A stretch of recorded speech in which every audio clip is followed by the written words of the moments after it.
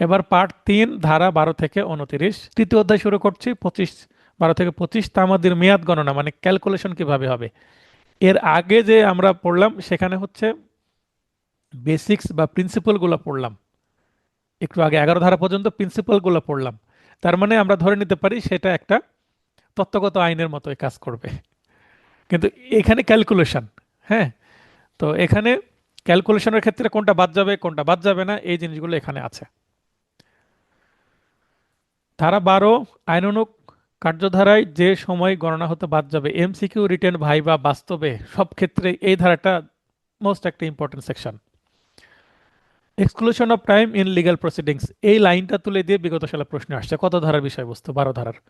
তো এখানে 4টি পয়েন্ট আছে, 12 ধারায় 4টি পয়েন্ট আছে, 4টি পয়েন্ট আপনাকে মনে রাখতে হবে। যে দিন যে দিন হতে গণনা শুরু, মনে করেন মামলার কজ অফ অ্যাকশন যেদিন শুরু হলো সেই দিনটা বাদ যাবে। কেন বাদ যাবে? মনে করেন টাকা দিতে অস্বীকার করলো বা চুক্তি অনুযায়ী একটা পণ্য দিতে অস্বীকার করলো, সেটা সকালেও করতে পারে, আবার সন্ধ্যাতেও করতে পারে, আবার রাত 11টাও করতে পারে, তাই না? জি জি অর্থাৎ যে তারিখে অস্বীকার করলো, যেই তারিখে মামলার কারণ উদ্ভব হলো, সেই তারিখটা আমাকে বাদ দিতে হবে, কারণ সেই দিনটা তো চলেও যেতে পারে, দিনের শেষেও তো আমাকে অস্বীকার করতে পারে, তাই না? জি জি কারণ সকাল দুপুর বিকাল সন্ধ্যা রাত যখনই অস্বীকার করুক না কেন ওই দিনটা আমাকে কি দিতে হবে? বাদ দিতে হবে। কারণ সেদিন যেহেতু অস্বীকার করা হয়েছে মানে সেদিন থেকে কি সময় বাদ যাবে। এখন মনে করেন আপনি ঢাকায় বেড়াতে যাবেন, রাজশাহী থেকে মনে করেন ঢাকায় যাবেন। এখন রাজশাহী থেকে ঢাকায় যেতে যদি আমি ট্রেনে যাই 5-6 ঘন্টা লাগবে, এই সময়টুকু আমার ঢাকায় যে কাজ এই কাজ থেকে বাদ যাবে না? আমি তো জার্নিতেই সেই জি সময়টুকু চলে গেল। তো এই কারণেই এটা একটা লজিক্যাল বিষয় যে আমি কখনো স্বীকার করলেও সেই দিনটা আমাকে পুরোটাই বাদ দিয়ে দিতে হবে। তাহলে পরের দিন থেকে জি 1 2 3 শুরু করবে, তার মানে আজকে অস্বীকার করলো, কালকের থেকে আমার টিকটিক ঘড়ি চলতে শুরু করবে, মানে রাত 12টা থেকে, তাই না? জি তারপর রায় ঘোষণার দিন, একটা মামলার রায় ঘোষণা করলে এর বিরুদ্ধে রিভিউ, রিভিশন, আপিল করা লাগতে পারে, কিংবা ওই রায়টা রদরহিতও করা লাগতে পারে, বাতিল চাইতে হতে পারে। তো যেদিন রায় ঘোষণা করলো সেই সাধারণত রায় ঘোষণা করে কেউ দুপুরের পরে, শেষের দিকে মামলায় রায় ঘোষণা করে না আদালতে। জি জি জি তো যেদিন আমি জানতে পারলাম সেদিন বিকেলে জানতে পারলাম, তাহলে দিনটাই তো শেষ। তো 1 নম্বর পয়েন্ট যেই কারণে বাতিল, 2 নম্বর পয়েন্টটাও কিন্তু সেম কারণেই, রায় ঘোষণার দিনটা আমাকে বাদ দিতে হবে, পরের দিন থেকে গণনা শুরু করতে হবে। আমরা কি পড়ছি? আইনানুগ কার্যধারায় যে সময় বাদ দিতে হবে, কারণ যেদিন থেকে শুরু, তারপর রায় ঘোষণার দিন, রায় ঘোষণা কে করবে? আদালত, তাহলে এটা কার্যধারার অংশ না? জি তাই আমি আপিল, রিভিউ, রিভিশন করতে গেলে আমাকে এই সময়টুকু বাদ যাবে। অর্থাৎ রায় যদি আমার 10 তারিখে হয়, 11 তারিখ থেকে কাউন্ট হবে তামাদির মেয়াদ, ওই 1 বছর হোক 3 বছর হোক সেটা। 3 নম্বর, রায়ের নকল পেতে প্রাপ্ত সময়, মনে করেন আজকে রায় দিল, আমি আজকে দরখাস্ত করে দিলাম, তাহলে আমার একদিনও নষ্ট হলো না। এবার দরখাস্ত করার পরে রায়ের নকল বা certified copy of the judgement, সেটা পেতে আমার 1 মাস সময় চলে গেল। এই 1 মাস আমার তামাদের মেয়াদটা কি থাকবে? স্টপ থাকবে। কারণ এটা তো আমি ইচ্ছাকৃতভাবে সময়টা অবহেলায় কাটিয়ে দিচ্ছে না, কারণ আমি নকল না পেলে আমি কিভাবে আপিল ফাইলিং করব বা রিভিশন ফাইলিং করব? ক্লিয়ার বিষয়টা? কারণ নকল দেওয়ার বিষয়টা আদালতের, আদালতের কর্মচারীদের। তো নকল দিতে আমাকে দেরি করেছে, তাই আমার মামলা করতে দেরি হবে। তো যতদিন আমার যেদিন আমি আবেদন করব নকলের সেই দিন এবং যেদিন হাতে পাবো এই মাঝখানে, এবং উভয় দিন, শেষের দিন এবং পাওয়ার শুরুর দিন, পাওয়ার দিন এবং মাঝের দিন, সব পুরো সময়টাই বাদ যাবে। বাদ খুবই লজিক্যাল বিষয়। এখন আমাকে মৃত্যুদণ্ডের জন্য আপিল করার তামাদির মেয়াদ, মৃত্যুদণ্ডের বিরুদ্ধে আপিল করার তামাদির মেয়াদ মাত্র 7 দিন, 150 অনুচ্ছেদ। তো নকল পেতেই তো 7 দিন পার হয়ে যাবে, তাই না? জি জি তাহলে তো সে কি করতে পারবে না? আপিল করার সুযোগ আপিল পাবে না। করার সময় থাকবে না। এখন নকল, জি নকলের জন্য যে সময়টা সেটা বাদ যাবে, যেদিন ঘোষণা করলো সেদিন বাদ যাবে, তার মানে সময় থাকে। আবার তারপরেও যদি 7 দিন চলে যায়, তাহলে আপিল করার ক্ষেত্রে তামাদে আইনের 5 ধারা প্রযোজ্য, তার মানে স্যার এই কারণে দেরি হয়েছে, সবকিছু গুছিয়ে নিতে দেরি হয়েছে, মক্কেলের অর্থনৈতিক অনটন চলছিল, সেই টাকা জোগাড় করতেও দেরি হয়েছে, নানান অজুহাত দেখিয়ে 5 ধারায় যথেষ্ট কারণ দেখিয়ে মেয়াদ কি বৃদ্ধি করা যাবে বা কন্ডোলেশন অফ ডিলে, মানে বিলম্ব মওকুফ করা যাবে। রোয়েদাদ, রোয়েদাদ বাংলা, এর ইংরেজি কি? অ্যাওয়ার্ড। এটা আবার কি জিনিস? শ্রম আদালত অথবা কোনো সালিস কার্যক্রমে যে রায় প্রদান করা হয় সেটাকে বলা হয় রোয়েদাদ বা অ্যাওয়ার্ড। তো এই রায় ঘোষণার দিন যদি বাদ যায়, রায়ের নকল পেতে যদি সময় বাদ দিতে হয়, তাহলে শ্রম আদালত এবং সালিসের রায় পেতে এটাও তো বাদ দেওয়া উচিত একই যুক্তিতে। জি তাই এর নকল পেতে জি ব্যাপ্ত সময় বাদ যাবে। তাহলে 12 ধারা 4টি পয়েন্ট, ভেরি ভেরি ইম্পর্টেন্ট। 13, দেশ হতে বিবাদীর অনুপস্থিতিকাল বাদ যাবে। বিদেশ অবস্থানরত বিবাদীর জবাব দাখিলের জন্য তামাদি গণনা স্থগিত থাকবে। বাদীর জন্য এটা প্রযোজ্য নয়। মনে করেন আমি একটা ব্যক্তির বিরুদ্ধে মামলা করব, ওই ব্যক্তিটা আবার বিদেশে বসে আছে, তো সে কবে আসবে, তারপরে আমি তার বিরুদ্ধে মামলা করব। আমি বসে থাকলে আমার জন্য তামাদের মেয়াদ পার হয়ে যাবে। এই অজুহাত কখনো পাওয়া যাবে না, সে তো বিদেশে বসেছিল, আমি মামলা করব কি করে? সে বিদেশে ছিল। আচ্ছা আপনি সমন কিন্তু বিদেশেও পাঠানো যাবে, বিদেশে পাঠানোর সিস্টেম আছে সমন।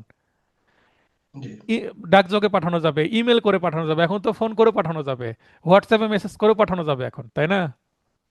তার জি মানে বাদী দেশে থাক না বিদেশে থাক না মঙ্গল গ্রহে থাক, আপনি তার বিরুদ্ধে মামলা করে দেন। ঠিক আছে। এখন 13 ধারা তাহলে জি সুবিধা কাকে দিবে?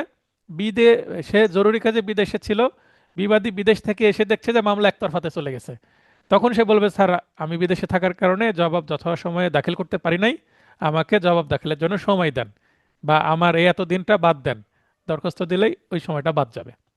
কারণ তার পাসপোর্টে ভিসায় কি থাকবে, ইনফরমেশন থাকবে না কতদিন জি মানে সে বাইরে আছে এবং সে এ, ঢুকলো কবে, কত তারিখে দেশে, তাই না? জি জি ধারা 14, এখতিয়ারবিহীন আদালতে সরল বিশ্বাসে ব্যয়িত সময় বাদ যাবে। সরল বিশ্বাস, হ্যাঁ, সরল বিশ্বাসে যেহেতু আমি ভুল করে, মনে করেন আমাকে মামলা করতে হবে পুঠিয়া সিভিল জাজ কোর্টে, আমি ভুল করে দুর্গাপুর সিভিল জাজ কোর্টে মামলা করলাম, কারণ সম্পত্তিটা পাশাপাশি, বুঝতে পারছে না কোথায়। ঠিক আছে। অথবা আমি মামলা রেডি করে দিয়েছি, আমার জুনিয়র ভুল করে এক আদালতে দিতে গিয়ে আরেক আদালতে পাশাপাশি, যদি সেরেস্তা থাকে এক সেরেস্তা নাই দিয়ে নতুন জুনিয়র অন্য সেরেস্তা দিতেই পারে, তাই না?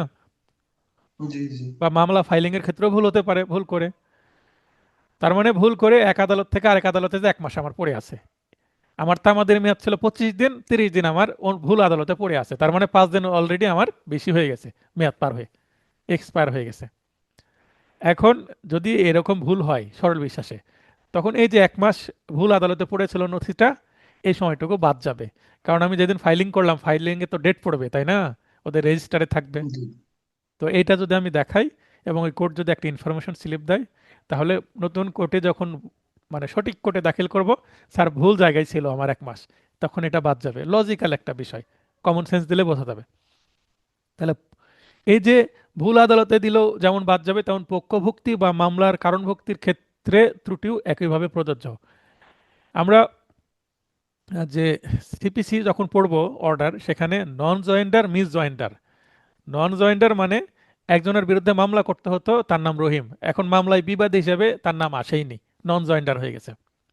মিস জয়েন্ডার, আচ্ছা মনে করেন করিম নামে একজন ব্যক্তির নাম চলে আসছে 5 নম্বর বিবাদী হিসেবে, কিন্তু করিমের এই হুম, মামলার সাথে কোনো কানেকশনই নাই, দ্যাট ইজ মিস জয়েন্ডার, মানে মিস করে তার নাম চলে ভুল আসছে। করে তো এই ভুল এই করে ভুলগুলো সংশোধন বা নতুন যার নামটা যুক্ত করতে হবে, হ্যাঁ, নন জয়েন্ডার হয়ে গেছে তাকে জয়েন্ট করতে হবে, এগুলো পক্ষভুক্তি বলে। তো এগুলো করতে গিয়ে মামলার সময় চলে যেতে পারে, তাই না? তো জি সেক্ষেত্রেও কিন্তু তামাদির ক্ষেত্রে কিন্তু এগুলো একইভাবে প্রযোজ্য হবে। যে নতুন ব্যক্তি আসলো, মনে করেন যে ওই যে রহিমের বিরুদ্ধে মামলা করা হয়নি, এখন রহিম তো পরে জানতে পারবে, এদিক মামলা যদি অনেক এগিয়ে যায়, এখন রহিম যেদিন যুক্ত হবে সেদিন তার জবাব দাখিলের জন্য তামাদের মেয়াদ কাউন্ট হবে।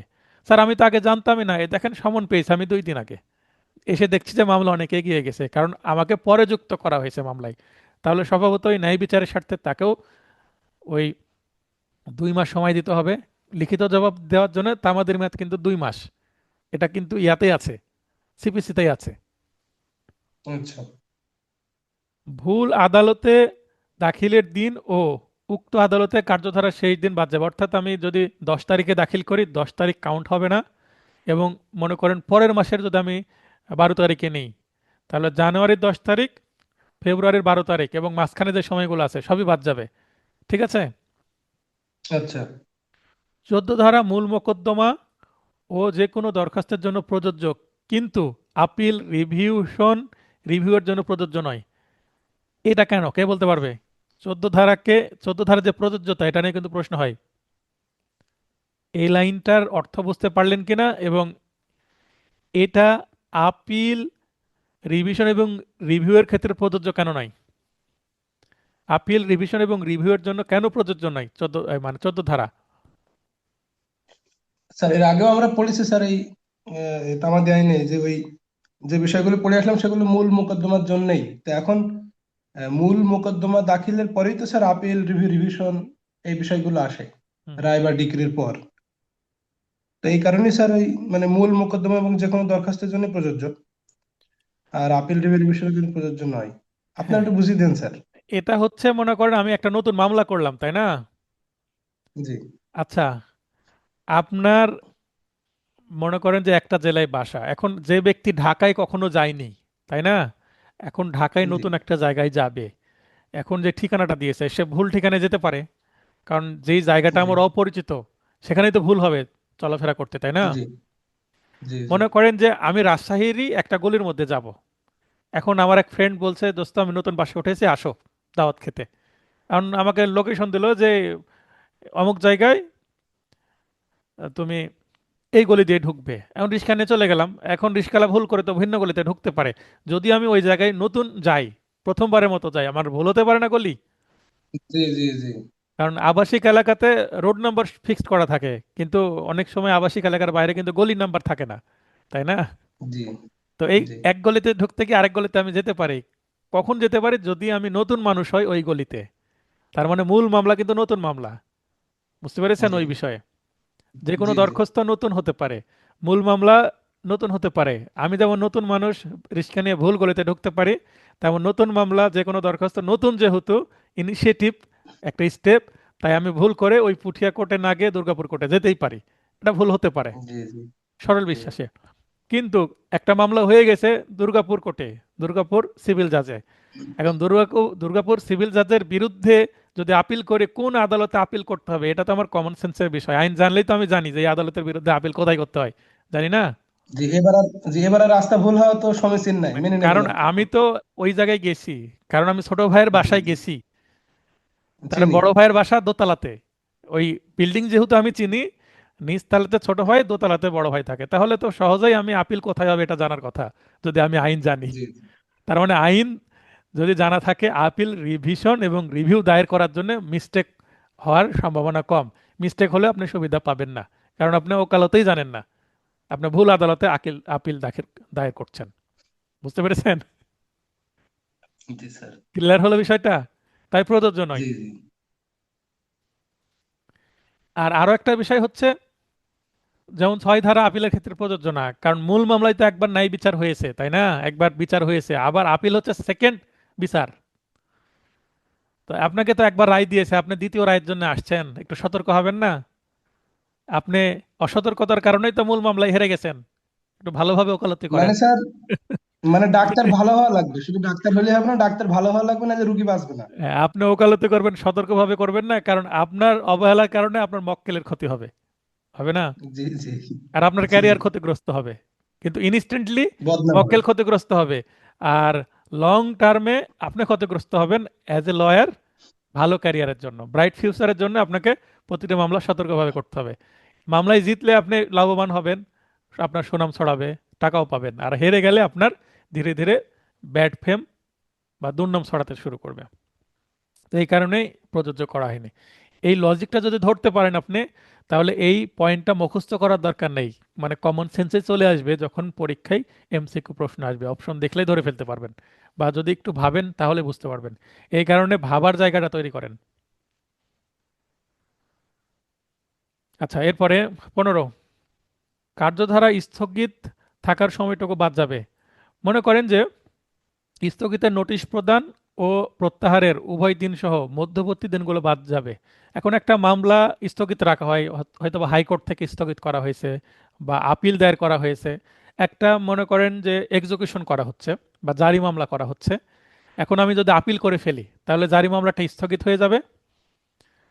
তো এই যে স্থগিত যতদিন থাকবে একটা মামলা, যেমন আমার একটা বাস্তব উদাহরণ দিই।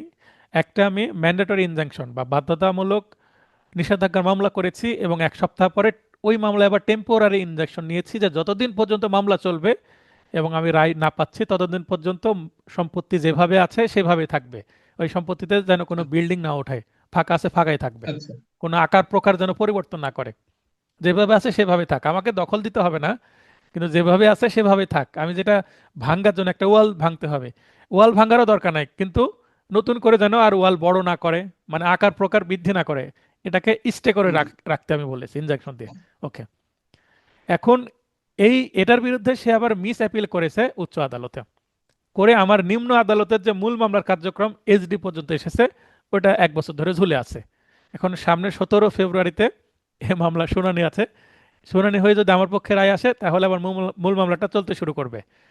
তার মানে যখন মিস আপিল করলো তখন সে একটা আদেশ পেল, ওই আদেশ বলে একটা নোটিশ চলে গেল নিম্ন আদালতে, এবং নিম্ন আদালতে মামলাটা ঝুলে গেল আমার, স্থগিত হয়ে গেল। তাহলে যেদিন থেকে স্থগিত হয়ে যায় সেই দিন, এবং এই যে 17 ফেব্রুয়ারিতে আমার শুনানি হবে, গুরুত্বপূর্ণ মামলা বলে তারিখও মনে আছে আমার। তো এই শুনানিতে যদি আমি সেই দিনই কি আমার পক্ষে রায় চলে আসে, আশা করছি আসবে, কারণ পুরো মামলার মেরিট আমার পক্ষে আছে। তো তাহলে ওই তারিখটার যেই দিনকে নোটিশ দিল সেই তারিখ এবং মাঝখানের পুরো সময়টা কি যাবে, বাদ যাবে। বুঝতে পেরেছেন? যদি কোনো জি। স্টেপ নেওয়ার থাকে, এটা মামলার একটা উদাহরণ দিলাম, যে কোনো ক্ষেত্রে এটা প্রযোজ্য। স্যার ঠিক একটা যে আছে। এসডি বললেন, স্যার এসডিটা কি স্যার? এসডি হচ্ছে মামলা সেটলিং ডেট, এসডি। আচ্ছা আচ্ছা, ঠিক আছে। সিপিসি যখন আমরা ঠিক আছে। পড়বো, সিপিসিতে আপনারা সিপিসি শুরুর দিকে আছে দেখবেন। ঠিক আছে স্যার, গো হেড। আচ্ছা, ধারা 16, নিলামে ক্রয়কৃত সম্পত্তি ক্রেতা কর্তৃক দখলের মোকদ্দমা। একটা সম্পত্তি নিলাম হচ্ছে, মামলায় হেরে গেছে, সে টাকা দিতে পারেনি, তাই তার সম্পত্তি নিলামে তুলেছে, তুলে যে মনে করেন যে ওই সম্পত্তি ডাক দিয়ে মিস্টার রহিম কিনে ফেললো, মিস্টার রহিম কিনে ফেলার পরেও নিলাম হয়ে যার সম্পত্তি সে যদি না ছাড়তে চায়, তাহলে নিলামে সম্পত্তি কেনার পরেও সেই সম্পত্তি দখল নেওয়ার জন্য কি করতে হবে, আবার আরেকটা মামলা করতে হবে। কোন জ্বালা, তাই না? তো জি। নিলামের সম্পত্তি হয়তো অল্প দামে পাওয়া যায়, কিন্তু সেটা আবার স্বাদ পেতে হলে কি আছে, ঝামেলা আছে। তাহলে ডিক্রি জারির বিক্রয় মুলতবি থাকার সময়টুকু বাদ যাবে। এখন এই যে যিনি ডিক্রি জারি করছেন, এই নিলামের যে বিষয়টা, এটা যদি কি হয়ে যায়, রদ হয়ে যায়, হ্যাঁ, আর যার সম্পত্তি নিলাম হচ্ছিল সে যদি আবার এটা রদ চায়, তাহলে যতদিন পর্যন্ত রদ থাকবে ততদিন পর্যন্ত ডিগ্রি এক্সিকিউশন হবে না। কিন্তু ডিগ্রি এক্সিকিউশন করার জন্য তো আবার তামাদির মেয়াদ আছে। এখন মামলা যদি জি। 15 বছর চলে তাহলে তো এক্সিকিউশনের সময়ও পার হয়ে যাবে। এখন 16 ধারা বলছে যে আপনার টেনশন নাই, যেহেতু এ, মামলার এই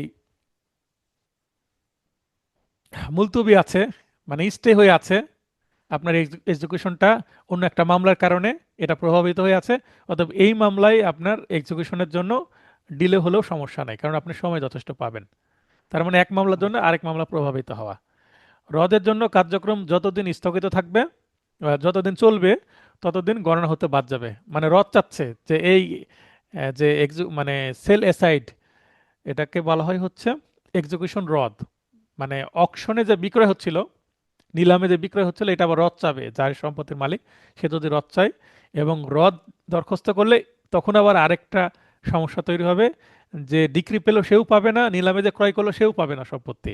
কারণ যার সম্পত্তি সে আবার রাখার জন্য সে চেষ্টা করছে পুরো নিলামটা বাতিল করার জন্য। তো নিলামটা বাতিল যদি হয়ে জি। যায় তাহলে আলটিমেটলি যে সম্পত্তির প্রকৃত মালিক তার কাছেই থাকবে, আর নিলাম বাতিল না হলে তার সম্পত্তি আলটিমেটলি হাতছাড়া হয়ে যাবে। তো যতদিন এই যে রদ হবে কি হবে না এই কার্যক্রমটা চলবে, ততদিন তো ওই নিলামের যে কার্যক্রম এক্সিকিউশন সেটা হবে না। বুঝতে পেরেছেন? জি। তার মানে সম্পত্তি নিয়ে টানা হেচড়া হচ্ছে, ব্যাপারটা এরকম। জি। 17, মোকদ্দমা দায়েরের অধিকার প্রাপ্ত হওয়ার পূর্বেই মৃত্যুর ফলাফল। এটা রিটেনে আমি দিয়েছি নোটে। Effect of death before right two সু, বলে হচ্ছে মোকদ্দমা দায়েরের অধিকার প্রাপ্ত হওয়ার পূর্বেই মৃত্যুর ফলাফল। বাদী হিসেবে যদি বাদী মারা যায়, তাহলে তার প্রতিনিধি যোগ্যতা অর্জন করার সময় হতে গণনা শুরু হবে। আমরা এর আগে দেখলাম না যে বাবা ছিল জি।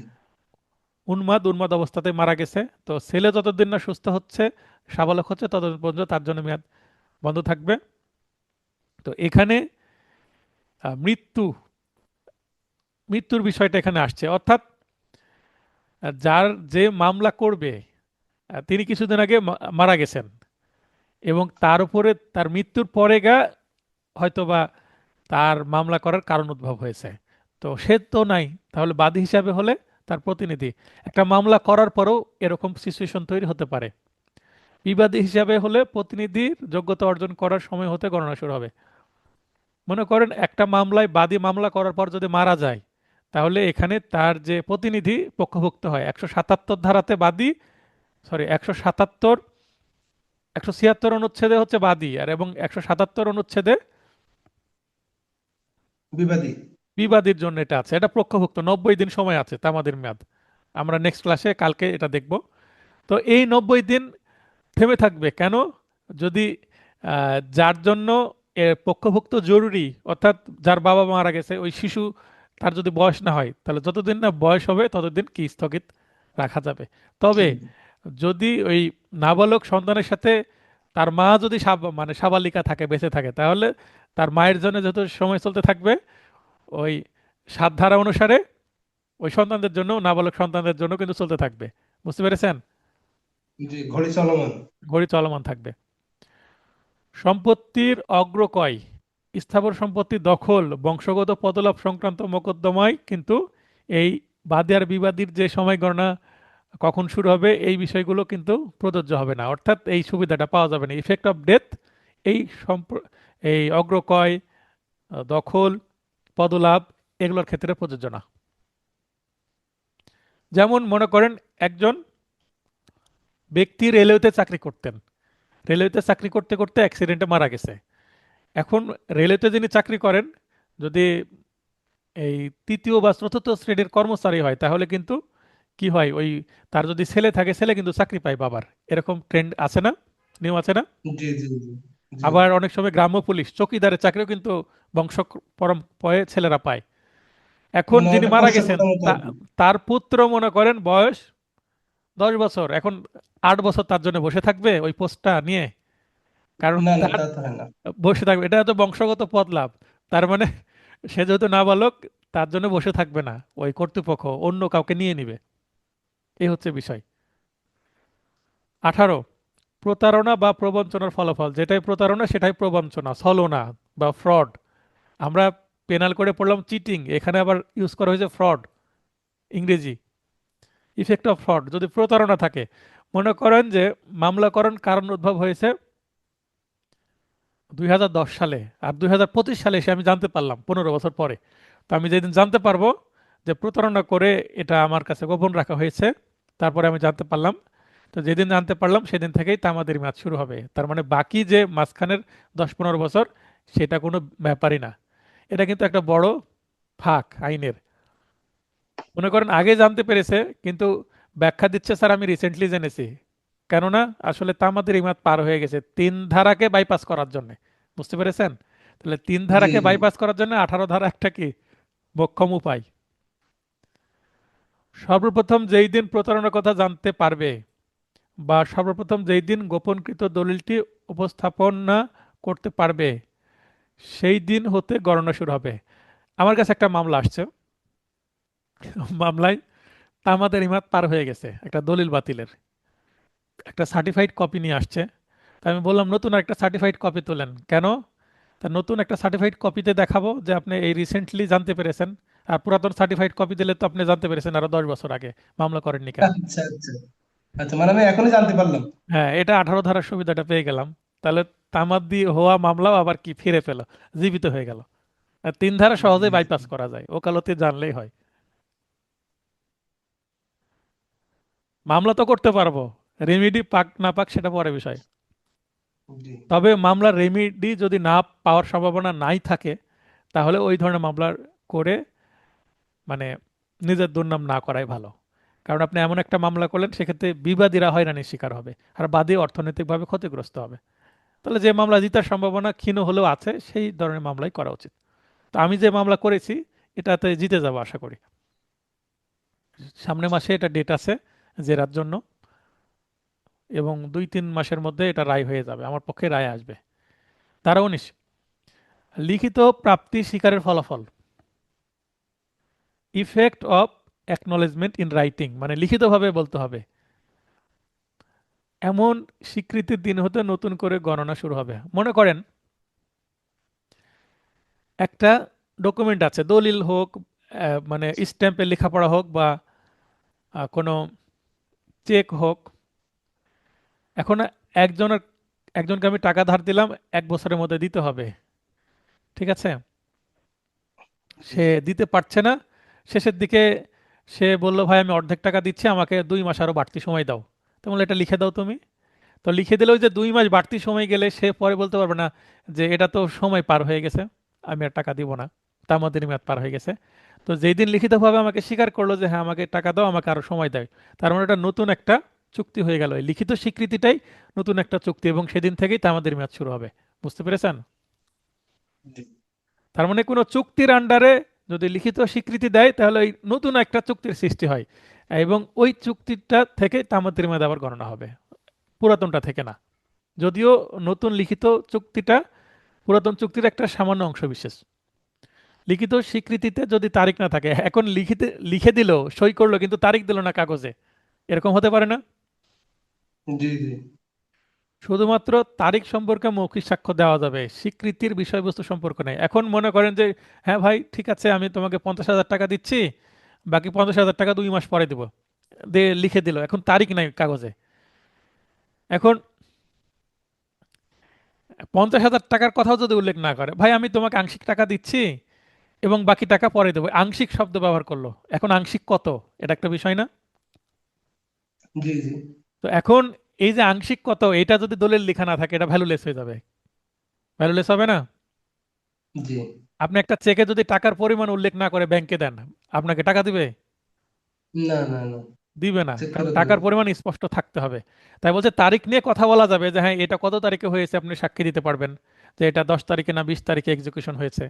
কিন্তু কত টাকা সেদিন দিয়েছে এটা বিষয়ে কি হবে না, মৌখিক সাক্ষ্য দেওয়া যাবে না, আপনাকে কাগজে লিখাই থাকতে হবে, সেটা বলছে 19 নম্বরে।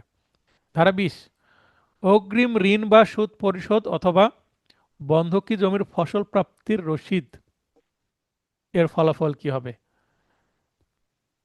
বলছে এই দায়গ্রস্ত স্বয়ং বা প্রতিনিধি কর্তৃক মেয়াদের পূর্বেই যদি অগ্রিমে রসিদে অগ্রিমে কিস্তির টাকা বা দেনা পরিশোধের তারিখ হতে নতুন করে শুরু হবে। 19 ধারারই একটা ব্যাখ্যামূলক এটা বলা হচ্ছে। 2 নম্বরটা পড়ি, খাজনা বা ফসল প্রাপ্তির রসিদে উল্লেখিত তারিখ হতে নতুন করে গণনা শুরু হবে। অর্থাৎ মনে করেন যে 5 বছরের জন্য কি নিচ্ছি, একটা লোন নিচ্ছি, হোম লোন বা কার লোন। এখন এই 5 বছরের মধ্যে আমি আলোচনা করছিলাম দ্য লিমিটেশন অ্যাক্ট ধারা 20, ধারা 21 বলা হচ্ছে কোনো দায়ের ব্যাপারে, দায় বলতে কেউ আমার থেকে কোনো কিছু পাবে। মনে করেন কারো কাছ থেকে যদি কোনো কিছু ধার নেওয়া হয়, তখন একটা দায় সৃষ্টি হয়। তো কোনো, লাইবিলিটি। হ্যাঁ লাইবিলিটি, হ্যাঁ এই হচ্ছে দায়। অক্ষম ব্যক্তির প্রতিনিধি কর্তৃক স্বাক্ষরিত লিখিত স্বীকৃতি বা অর্থ প্রদান। এখন অক্ষম ব্যক্তি, ইনসান, যে আমরা যে 3 প্রকার অক্ষম দেখলাম, এই অক্ষম ব্যক্তির পক্ষে তার যদি agent of persons under disability or acknowledgement on payment by one of several joint contractors et cetera, এই ক্ষেত্রে নিয়মটা কি? এখানে যে 1920 ধারায় যে ক্ষমতাপ্রাপ্ত প্রতিনিধির কথা বলা হচ্ছে, হ্যাঁ, এ বলতে আইনসম্মত অভিভাবক, কমিটি, ম্যানেজার বা ক্ষমতাপ্রাপ্ত ব্যক্তিকে বোঝাবে। এনারা অক্ষম ব্যক্তির পক্ষে। আর এখানে যে 19 এবং 20 ধারায় যে বলা হচ্ছে, এই যে যে ব্যক্তি দায়বদ্ধ সেই কি লিখিত স্বীকৃতি করবে, তার পক্ষে ক্ষমতাপ্রাপ্ত ব্যক্তিও কিন্তু করতে পারবে, সেটা বলা হচ্ছে। তাহলে 21 ধারা এসে 20 এবং 19 ধারার কিন্তু একটু ব্যাখ্যা দিয়ে দিল। ব্যবসায়িক সম্পর্কের ক্ষেত্রে অন্যান্য যৌথ চুক্তিকারী বা অংশীদারদের দায়ী করবে না। দেখেন, এখন মনে করেন 3 জন বা 4 জন মিলে যদি একটা পার্টনারশিপ বিজনেস করে, এখন একটা পার্টনারশিপ বিজনেসে ব্যক্তিগতভাবে কেউ যদি কারোর প্রতি দায়বদ্ধ হয়, তাহলে পুরো বিজনেসকে দায়বদ্ধ করা যাবে না। কারণ এখানে জি অন্য জি তিনজনেরও কিন্তু কি আছে, অধিকার আছে। কিন্তু একক বিজনেস হলে সে দায়বদ্ধ হবে। বুঝতে পেরেছেন? জি জি এখন মনে করেন আমরা তিন বন্ধু মিলে একটা ব্যবসা করছি।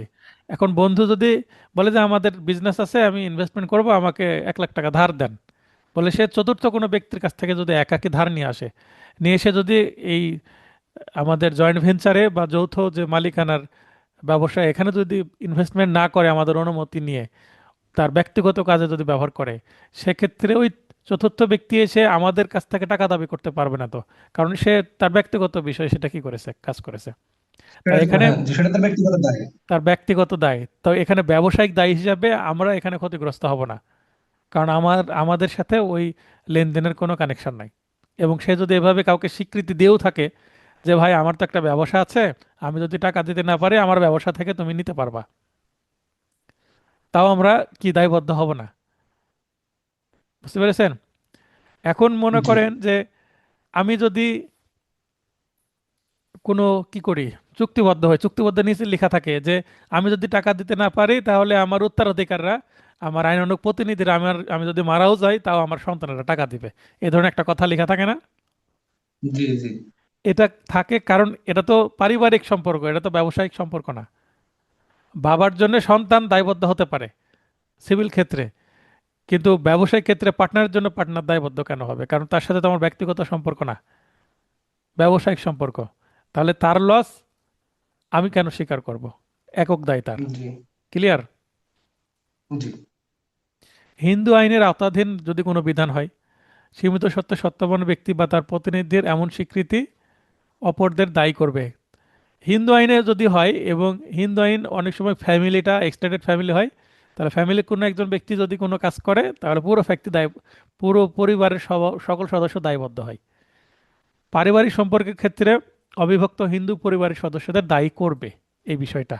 তার মানে ব্যবসায়ীর ক্ষেত্রে হবে না, পারিবারিক ক্ষেত্রে হবে। একটু আগে আমি লজিক দেখালাম। জি 21 নং ধারাটি মূলত 19 ও 20 নং ধারার ব্যাখ্যা।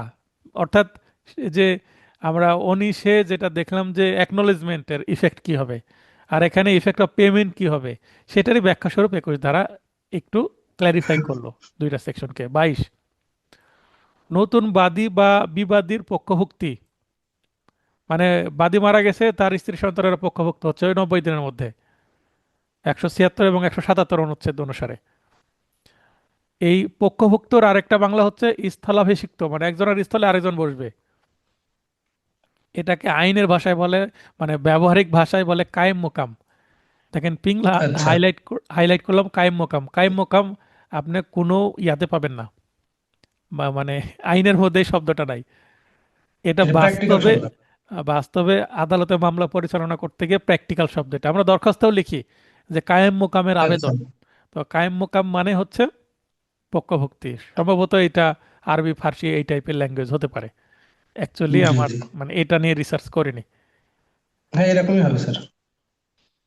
আচ্ছা, তাহলে এই যে ইফেক্ট অফ সাবস্টিটিউটিং, তো সাবস্টিটিউটিং বলতে একজনকে সরিয়ে আরেকজনকে নিয়ে আসা।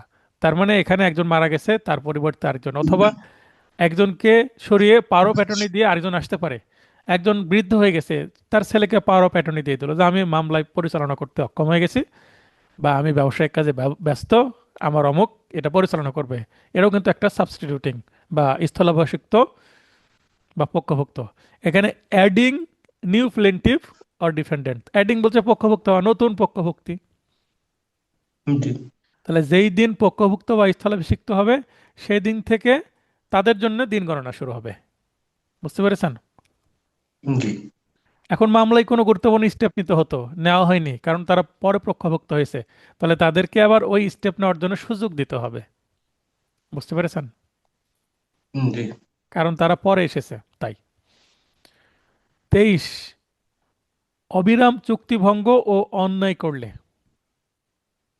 অবিরাম চুক্তিভঙ্গ ও অন্যায় করলে, মনে করেন যে একটা চুক্তি করলাম আজকে, করে আবার চুক্তিটা ভেঙে ফেলছে, আবার নতুন করে চুক্তি করছে, আবার আজকে একটা অন্যায় করলো, কালকে আবার অন্যায় করছে। মনে করেন যে এক ব্যক্তি আরেক ব্যক্তির যে জমিতে ফসল আছে, তো সেই ফসল আপনার অন্যায়ভাবে ক্ষতিগ্রস্ত করে, তাহলে যদি ফসল নষ্ট করে তাহলে মিসচিপের মামলা করা যায় ক্রিমিনাল পেনাল কোড অনুসারে। জি আবার কি করে, ক্ষতিপূরণের জন্য মামলা করা যায়, আমার ফসল নষ্ট করেছে। এখন আজকে ফসল নষ্ট করলো, এক সপ্তাহ পরে আবার ফসল নষ্ট করলো, এক মাসে 4 বার, সপ্তাহে একবার করে, প্রতি শুক্রবারে করে ফসল নষ্ট করে একটু করে, তাহলে সপ্তাহে কয়বার নষ্ট করলো? 4 বার। এখন যদি মামলা জি করতে যাই, সর্বশেষ যেবার নষ্ট করলো সেদিন থেকে তা আমাদের গণনা শুরু হবে। প্রথম, দ্বিতীয় বা আচ্ছা তৃতীয় বারের জন্য না, চতুর্থবার সর্বশেষ যেটা করবে, এটাকে বলা হচ্ছে কন্টিনিউইং ব্রিচ অ্যান্ড রংস, মানে অন্যায় বা চুক্তিভঙ্গ যেটাই করুক, সর্বশেষবার যেটা করবে ওটা থেকে টাইমিং স্টার্ট হবে। মানে একবার সময় শুরু হয়েছিল আবার মাঝখানে থেমে যাবে, পরেরটা করার কারণে আগেরটা ইনভ্যালিড হয়ে যাবে। মানে যখন প্রথমবার অন্যায় করলো তখন সময় একবার শুরু হয়েছিল, যখন দ্বিতীয়বার অন্যায় করেছিল তখন প্রথমটা কি ক্রস হয়ে যাবে, মানে বাতিল হয়ে যাবে, তখন দ্বিতীয়টা থেকে আবার বাহ, নতুন করে গণনা শুরু হবে। জি এটা পড়ে থেকে মনে পড়ে গেল ছোটবেলা, এই যে সিডি বা ডিভিডি প্লেয়ার, বিদ্যুৎ চলে গেলে কি জি হয়, শুরু থেকে আবার শুরু হয়, তাই আবার না? আবার শুরু থেকে শুরু, শুরু থেকে শুরু। শুরু থেকে শুরু, মনে করেন সিনেমা যদি 3 ঘন্টার হয় আবার 3 ঘন্টা চলবে, না হলে ফাস্ট ফরওয়ার্ড করতে হবে, তাই তো? জি জি জি প্রতিবার চুক্তি ভঙ্গের বা অন্যায়ের প্রতি মুহূর্তে নতুন করে গণনা শুরু হবে। প্রতি মুহূর্ত, এখানে মুহূর্তের কথা বলা হচ্ছে, মানে যে মুহূর্তে চুক্তি ভঙ্গ হলো সেই মুহূর্ত। জমিতে অনধিকার প্রবেশে স্থায়ীভাবে বাধার সৃষ্টি করলে এ ধারা প্রযোজ্য হবে না। এখন মনে করেন যে ওই যে আরেকজনের ফসলের জমিতে তার গরু নিয়ে যায়, একটা ধানের জমিতে, আমার ধানের জমিতে পাশের বাড়ির একজন বারবার গরু ঢুকিয়ে দিচ্ছে, দিয়ে আমার ক্ষতি করছে। তো আমি কি করলাম, যে যেন ঢুকতেই না পারে, তাই আমি স্থায়ী বাধা সৃষ্টি করলাম। আমি যেদিন বাধা সৃষ্টি করলাম সেদিন যদি সে ভাঙ্গে, তাহলে সেদিন থেকে আমাদের ম্যাচ শুরু হবে এবং আমাকে ওই দিন থেকেই মামলা করে ফেলতে হবে। কারণ যেহেতু বাধা দিয়েছি, আর ওপেন তো রাখিনি, যেহেতু আমি স্থায়ী বাধা দিয়েছি, বাধা অতিক্রম করেছে, তার মানে অন্যায়টা যেদিন করলো ওই দিন থেকেই। কারণ ওই যে আমার বেড়াটা ভেঙে ফেললো, বুঝতে পেরেছেন, ওই সেদিন জি থেকে জি আমাকে মামলা শুরু করে দিতে হবে, পরে আর আমার স্টপ হবে না, যে আমার পর মানে বেড়া ভাঙার দিনই কজ অফ অ্যাকশন শুরু হবে আর কি। শুরু হয়ে যাবে, পরে আর সেকেন্ড কনজারভেশন আসার কোনো সুযোগ নাই। যদি ওই ভাঙ্গা ভাঙ্গা বেড়া দিয়ে আবার সে যদি দ্বিতীয় দিনও যায়, তাহলে দ্বিতীয় দিন এখানে প্রযোজ্য নয়, প্রথম দিনটাই কার্যকর হবে একমাত্র। বুঝতে পেরেছেন? জি কারণ আমি, সে এই যে প্রতিনিয়ত যে অন্যায় করছিল বা আমার ক্ষতি করছিল, সেটার একটা স্টেপ নিয়েছিলাম স্থায়ী বাধা সৃষ্টি করে। তো এই স্থায়ী বাধা বা বেড়া সৃষ্টি করার কারণে ওই প্রতিনিয়ত সে করতে, তো কি হয়েছে, সে প্রতিরোধের একটা সৃষ্টি হয়েছে এই কারণে। আর যেহেতু প্রতিরোধের সৃষ্টি হয়েছে, তার মানে কি আমি সচেতন হয়েই তো বাধা সৃষ্টি করেছি, তাই না? জি যেহেতু আমি সচেতন হয়ে বাধা সৃষ্টি করেছি, তাই আমাকে বলছে তুমি যেহেতু ভাই সচেতন, তুমি কি করো, সঙ্গে সঙ্গে মামলা করে মামলা দাও। হবে। হ্যাঁ, কারণ এই ব্যক্তি থামবে না, আবারও যেতে পারে।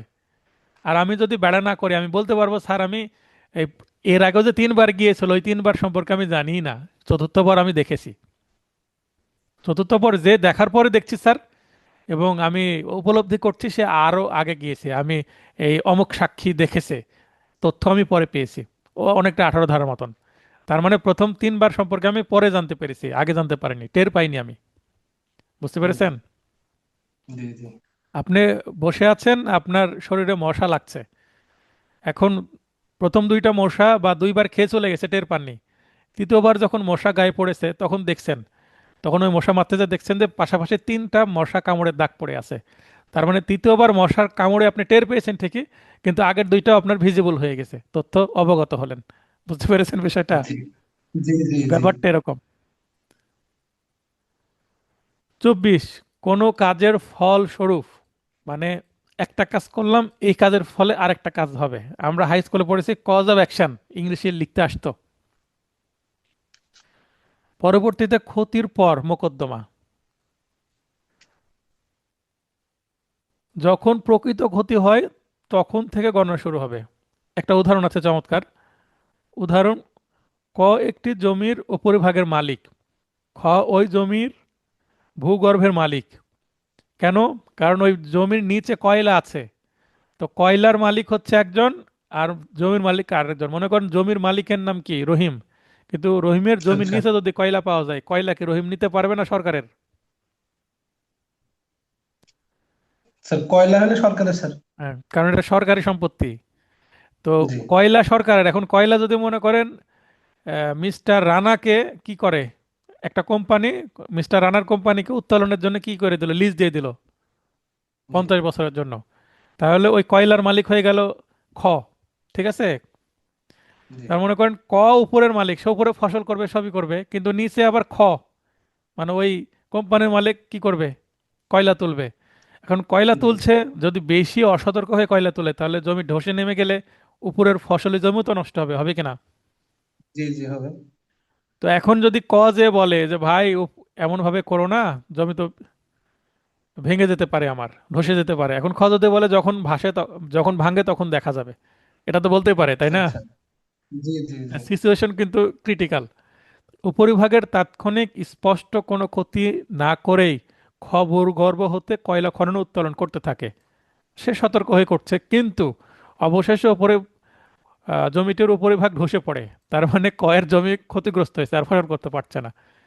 এক্ষেত্রে ক কর্তৃক ক্ষয়ের বিরুদ্ধে মামলা দায়ের, তামাদির মেয়াদ ধসে পড়ার মুহূর্ত হতে শুরু হবে। অর্থাৎ মনে করেন 2010 সাল থেকে কয়লা খনন শুরু হয়েছে, তার মানে ওই যেদিন থেকে কয়লা খনন শুরু হয়েছে সেদিন থেকেই তো উপরের ভাগের জমি ধসে পড়ার সম্ভাবনা তৈরি হয়েছে, হয়েছে কিনা? জি জি এখন 10 সাল থেকে খনন করেছে, যদি একটু বেশি করে খনন করতো দ্রুত, 2 বছর 12 সালেও ধসে পড়তে পারতো। আলটিমেটলি যে মনে করেন 25 সালে ধসে পড়েছে 15 বছর পর, এখন কত সালে যে ধসে পড়বে সেটা তো জানা নাই। তো যেদিন ধসে জি পড়বে সেদিন থেকে তামাদের মেয়াদ শুরু হবে। এটাই তো কমন সেন্সের বিষয়, তাই না? জি এখন মনে করেন এই ধরনের তামাদির মেয়াদ যদি ধরে নিই আমরা 3 বছর, এখন 25 সালে ধসে পড়েছে, সে 26 সালে গিয়ে মামলা করছে।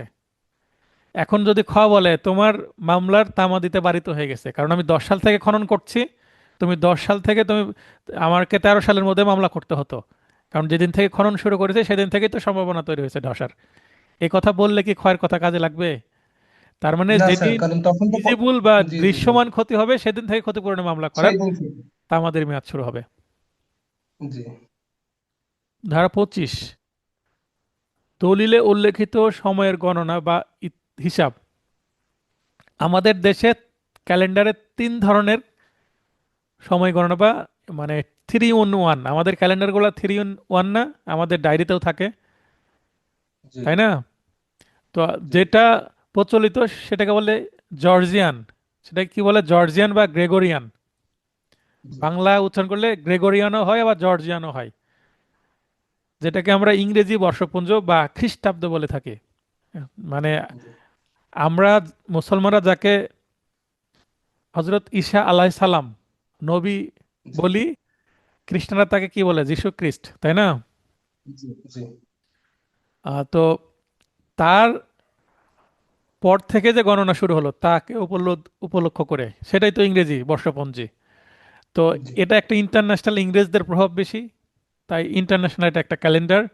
আর আমাদের দেশে কি আকবরীয় ক্যালেন্ডার আছে। আকবরীয় ক্যালেন্ডার কোনটা জানেন? বঙ্গাব্দ। বঙ্গাব্দ। কারণ সম্রাট আকবর এটা তৈরি করেছেন, তাই এটাকে আকবরীয় ক্যালেন্ডারও বলা হয়। জি আরো একটা ক্যালেন্ডার আছে, সেটা হিজরি। হজরত মোহাম্মদ জি সাল্লাহ ওটা সাল্লাম আরবি স্যার। মক্কা থেকে জি মদিনায় যেদিনকে কি করছিলেন, হিজরত হিজরত করেছিলেন, করেছিলেন। মানে স্থানান্তর হয়েছিলেন, সেই দিন থেকে মদিনার মানুষ সেই দিনটিকে স্মরণীয় করে রাখার জন্য দিন গণনা শুরু করে যে কবে আসলেন এই মহামানব। তো সেটাই কি জি হিজরি সাল। হিজরি সন। তা আমাদের দেশে তিনটাই প্রচলিত। চাইনাতে লুনার ক্যালেন্ডার চলে, লুনার।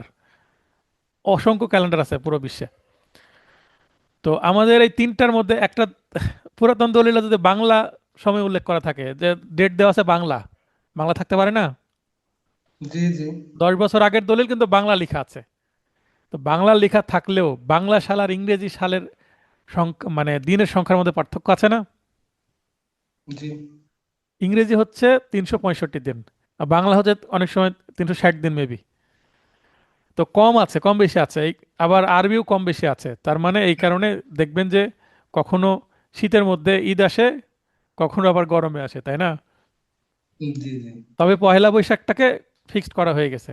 এটা একটা পরের অ্যামেন্ডমেন্টের মাধ্যমে হয়েছে।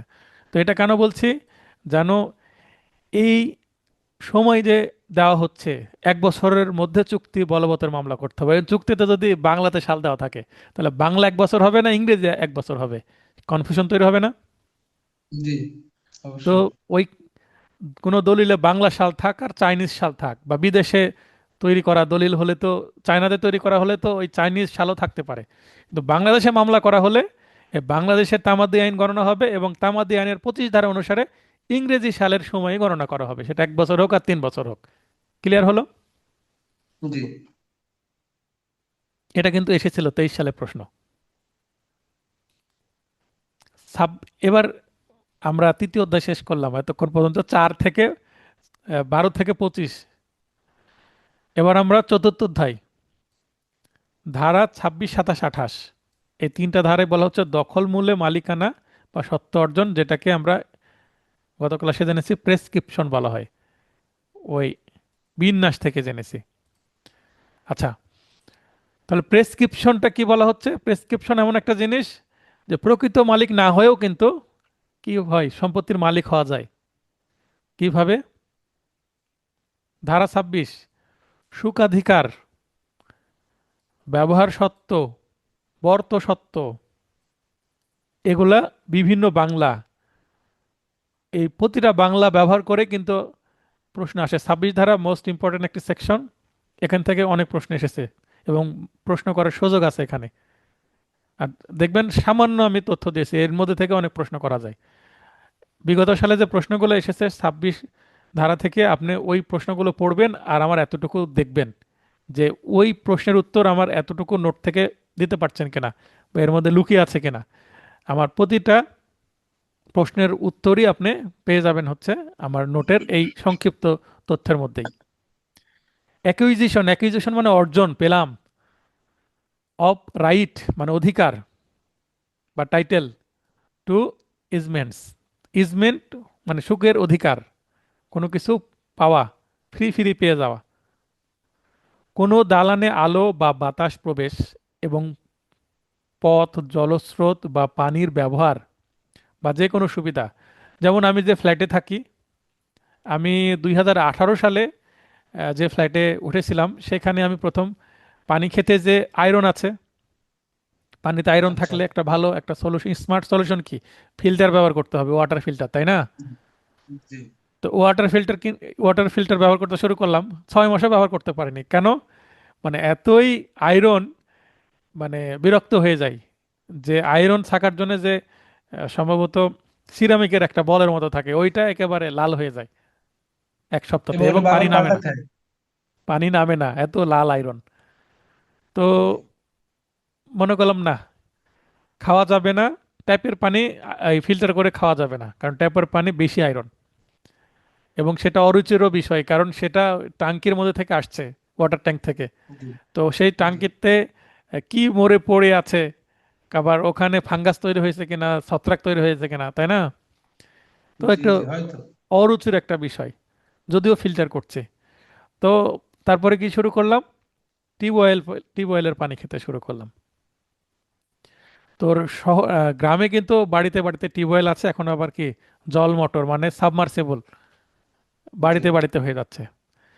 কিন্তু শহরে কিন্তু এই যে খাবার পানির জন্য টিউবওয়েল স্বল্পতা আছে, প্রতি বাড়িতে করা নিষেধ আছে।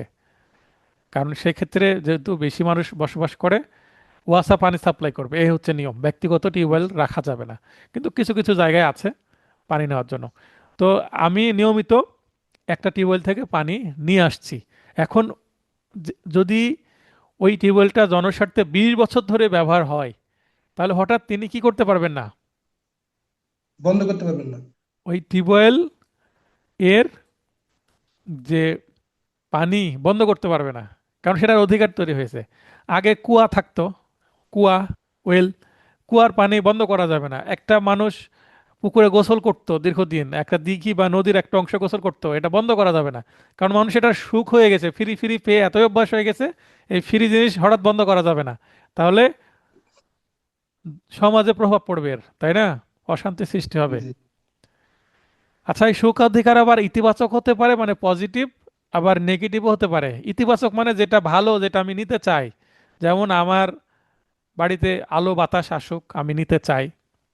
বা আমি একটা পথ দিয়ে যাচ্ছিলাম, এই পথ যেন কেউ বন্ধ না করে, পথটা আমি চাই, ভালো জিনিস পথ। জলস্রোত আমি চাই, আমি পানি চাই, এগুলো হচ্ছে সুবিধা। অসুবিধা কোনটা? অসুবিধা মনে করেন যে আমি এক জায়গায় বসবাস করছি 20 বছর ধরে, এখানে কোনো কারখানা ছিল না, হঠাৎ একটা কারখানা হলো, কারখানা হয়ে সেখানে পানি দূষণ হচ্ছে, বায়ু দূষণ হচ্ছে, শব্দ দূষণ হচ্ছে। আমার এই শব্দও দরকার নাই, আমার এই পানি দূষণও দরকার নাই, আমার বায়ু দূষণও দরকার নাই, ধোঁয়া, এগুলা, স্বাস্থ্যকর পরিবেশ বিঘ্নিত হচ্ছে। এটা কি আপনার দরকার? না। তাহলে এটাও কিন্তু সুখাধিকার, কিন্তু এটা নেগেটিভ সুখাধিকার। তার মানে এটা এতদিন ছিল না, এটা এখন শুরু করা যাবে না। বুঝতে পেরেছেন বিষয়টা? মানে জি জি এইগুলা জি। অনেকটা উৎপাতের মতন, বিরক্তি যেন না করে কেউ। এটা হচ্ছে নেগেটিভ ইজমেন্ট।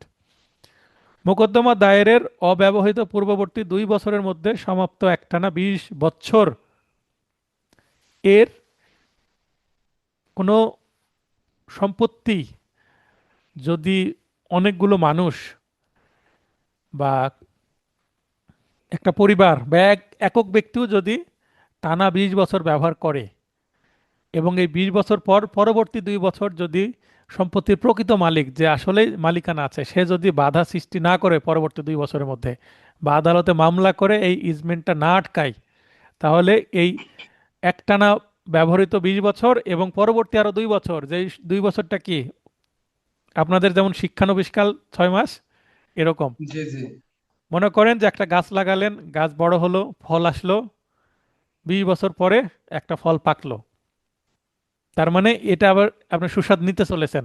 এখন এই ফলটা কে খাবে? যে গাছের মালিক খাবে, না প্রতিবেশীরা খাবে, গ্রামবাসী খাবে? এটা নির্ভর করছে পরবর্তী 2 বছর, খুবই ক্রিটিক্যাল সময়। এখন একটা ফল গাছে, কোনো গাছে 1 সপ্তাহ থাকার পরে পেকে পড়ে যেতে পারে কিনা? জি ওই 1 সপ্তাহের মধ্যে যদি ফলটা না পাড়া হয়, তাহলে কোনো পাখি খেয়ে যেতে পারে, কাঠবিড়ালি খেয়ে ফেলতে পারে, বা সেটা পড়ে নষ্ট হতে পারে, তার মানে হাতছাড়া হয়ে যাবে। তো এই 2 বছরটা এরকম, মানে একটা ফল পেকে গেছে, মানে 20 বছর পূর্ণ হয়ে গেছে, তারপরও এটাকে আটকানো যাবে সম্পত্তিটাকে। একটা রাস্তা ব্যবহার করছিল, আমি আর ব্যবহার করতে দিব না, 20 বছর পার হয়ে গেছে, আরো 2 বছর আমার কাছে সময় আছে সেটা বাধা দেওয়ার জন্য এবং মামলা করে আটকানোর জন্য। এই 2 বছর যদি পার হয়ে যায়, 20, 2, 22, তারপরে এটা পার্মানেন্টলি কি হয়ে যাবে? ইজমেন্ট হয়ে যাবে, এবং এটার কখনো মালিক ফেরত পাবে না। বুঝতে পেরেছেন? জি। এই ইজমেন্টটা যে একটানা 20 বছর ব্যবহার, এটা আবার মালিকের জ্ঞাতসারে, মানে মালিক দেখছে আমার সম্পত্তি, মানুষ রাস্তা করে যাচ্ছে, সমস্যা নেই, আমার অঢেল সম্পত্তি আছে, মানুষের উপকার হচ্ছে, হোক। কিন্তু অনুমতি ছাড়া, সে কোনো অনুমতি দেয়নি, লিখিত বা অলিখিত। মানে আমার চোখের সামনে দিয়ে যাচ্ছে রাস্তা করে মানুষ, আমি বাধাও দিলাম না, আবার নিষেধও করলাম না, অনুমতিও দিলাম না। ঠিক আছে? জি। তাহলে বিনা বাধায় প্রকাশ্যে ও শান্তিপূর্ণভাবে ভোগ দখলকৃত সম্পত্তি সুখাধিকারে পরিণত হবে। সেটা কত বছর? 20 বছর যাবত। 20 বছর। 20 বছরের মধ্যে যদি একবারও বাধা দেয়, তাহলে এই 20 বছর নষ্ট হয়ে যাবে। আর এই যদি সরকারের সম্পত্তি হয়, তাহলে টানা 60 বছর, মানে 20 বছরের পরিবর্তে সেটা 60 বছর হয়ে যাবে। তার মানে খাস সম্পত্তি হলে 60 বছর, আর ব্যক্তিগত বা কোনো মানুষের প্রপার্টি হলে সেটা বিশ বিশ বছর বছর এই হচ্ছে মূল বক্তব্য। তাহলে এতটুকু যে পড়লাম, এটা হ্যাশ চিহ্ন দিয়ে এক বাক্যে যদি বলি, অর্থাৎ নিরবিচ্ছিন্নভাবে, এটার অন্য ল্যাঙ্গুয়েজ হচ্ছে একটানা, মানে কন্টিনিউয়াসলি, শান্তিপূর্ণভাবে, মানে পিসফুলি, এবং সেটাকে অধিকার হিসেবে, হ্যাঁ এটা আমরা ব্যবহার করি, আমার বাবা ব্যবহার করেছে, আমার দাদাও ব্যবহার করেছে, আমরাও ব্যবহার করব, এটা আমাদের অধিকার। বুঝতে পারেননি? যদিও এই সম্পত্তির জি মালিক না, রাস্তা দিয়ে যেহেতু আমরা চলি, এটা আমাদের অধিকার। এই কুয়া ঠিক আছে আপনার, কিন্তু আমরা তো 20 বছরের বেশি সময় ধরে এই কুয়া থেকে পানি উত্তোলন করে কাজ করছি, বা এই পুকুরে আমরা 20 বছর ধরে গোসল করি, আমার বাবাও গোসল করেছে, আমিও গোসল করব, এটা আমাদের অধিকার। এই একটা মানসিক চিন্তা থাকবে। জি। তাহলে এই 20 বছর বা 60 বছর সরকারি হলে, এটা যদি ব্যবহার করে, that is equal to easement বা সুখাধিকার। সুখাধিকার। তাহলে এই যে একটা লাইন দিয়ে পুরো ইজমেন্ট চলে আসলো। ক্লিয়ার? জি স্যার। 27, পার্শ্ববর্তী এলাকার ভাবী উত্তরাধিকারীর পক্ষে সময়ের অব্যাহতি। আচ্ছা, যে ভাবী শব্দের অর্থ ফিউচার, যিনি কিছুদিন পরে উত্তরাধিকারী হবে। ভাবী বলতে এখানে ভাইয়ের বউ না, মানে ভবিষ্যতে হবে। ভবিষ্যৎ। তার মানে এটা প্রবাবল বা কি পটেনশিয়াল। এই ভাবির ইংরেজি, ভালো ইংরেজি বলতে হলে পটেনশিয়াল। তো জীবন সত্যকে, জীবন সত্য সুখাদেরকে সুখাধিকারকে ব্যাহত করে। জীবন সত্য কি জিনিস? জীবন সত্য মানে তুমি সারা জীবন ভোগ করতে পারবে কিন্তু বিক্রয় করতে পারবে না। যেমন কোনো ট্রাস্ট প্রপার্টি, যারা বড় বড় মানুষ, যেমন অঢেল সম্পত্তির মালিক, কোটি কোটি টাকার মালিক, মিলিয়নিয়ার বিলিয়নিয়ার, তারা কিন্তু আম, মৃত্যুর অনেক আগে সুস্থ থাকা অবস্থাতে কি করে, তাদের সম্পত্তির নিজ নামে বা কোনো নামে একটা ট্রাস্ট করে ফেলে। ট্রাস্ট করার পরে রতন কি করে, টাটা। ট্রাস্ট করার পরে তার যে উত্তরাধিকার আছে, ছেলে মেয়ে আছে, তাদেরকে ওই ট্রাস্ট প্রপার্টির বেনিফিশিয়ারি করে দেয়। বুঝতে পেরেছেন কেন জি জি, যেমন বেনিফিশিয়ারি এই যে করে? টাটা কোম্পানি, আরো অনেক কোম্পানি আছে স্যার, হ্যাঁ, কেন এগুলো তো কেন সেগুলোই করে এটা করে, এগুলো। লাভটা কি? যদি বেনিফিশিয়ারি করে তাহলে তার স্ত্রী সন্তানরা সারা বছর ভোগ করতে পারবে কিন্তু এই প্রপার্টিটা বিক্রয় করতে পারবে না, মানে নষ্ট করতে পারবে না। জি জি একটা জি জি। লিগেসিটা বজায় থাকবে, প্রপার্টি নষ্ট হবে না, এক। দুই, মনে করেন যে বাবার ট্রাস্ট প্রপার্টি, ছেলে বেনিফিশিয়ারি, ছেলে যদি লোন করে বড়, ওই লোনের দায় কিন্তু ওই ট্রাস্ট প্রপার্টির উপরে পড়বে না। কিন্তু বাবা মারা গেলে তো উত্তরাধিকার সূত্রে অ্যাবসোলিউট যদি তার টাইটেল চলে আসে, জীবন সত্য না আসে, লাইফ টাইটেল না আসে, যদি অ্যাবসোলিউট টাইটেল আসে, তাহলে ছেলে যদি লোন করে বাবার সম্পত্তি থেকে, বাবা মারা গেলে ওই সম্পত্তি থেকে লোন রিকভারি হবে। কিন্তু ছেলে লোন করলো, বাবার সম্পত্তি ট্রাস্ট করে গেছে, তাহলে ছেলের লোনের দায় কিন্তু বাবার ট্রাস্টের উপরে পড়বে না। তার মানে লাভই লাভ, ক্ষতি নাই। বুঝতে পেরেছেন? জি এই হচ্ছে একটা জীবন সত্য, বেনিফিশিয়ারিদের জীবন সত্য থাকে, অ্যাবসোলিউট টাইটেল থাকে না। তেমনি হিন্দু আইন অনুসারে কোনো বিধবা হিন্দু মহিলা, বিধবা হিন্দু মহিলা কিন্তু কি করতে পারে না, তার স্বামীর সম্পত্তি বিক্রয় করতে পারবে না। কিন্তু তার বেঁচে থাকার জন্যে, তার নাবালক সন্তানদের চিকিৎসা, মৌলিক অধিকার ভরণ পূরণ, পোষণ। ভরণ পোষণের জন্য কি এই প্রপার্টি ভোগ করতে পারবে। তার মানে পজিশন হোল্ড করতে পারবে কিন্তু বিক্রয় করতে পারবে না, মানে অ্যাবসোলিউট টাইটেল নাই, এটাকে বলে লাইফ টাইটেল।